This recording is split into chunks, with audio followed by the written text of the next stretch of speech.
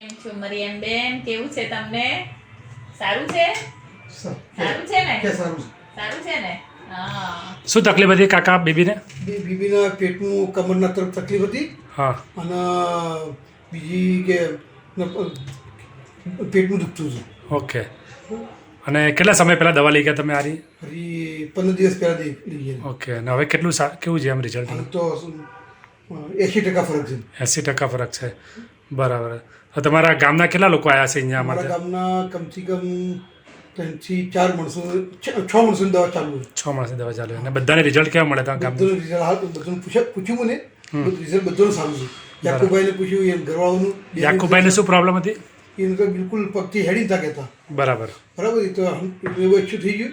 એને ઘરવાળાનું થોડું પગની તકલીફ હતી, કેળીની તકલીફ હતી, એનું બી સારું છે. અને ફારૂકભાઈને એના ઘેરથી સોડીને તકલીફ થઈ ચૈડોનું. બરાબર. ચૈડોનું બી સારું છે. સારું એમ.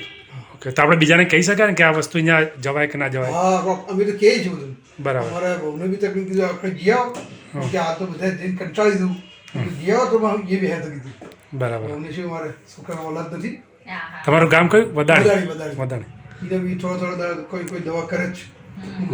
દવા પડે ને દેશી દવા લાવો એમ કીધું. ના ના, બરાબર. સારું ચલો, થેન્ક યુ.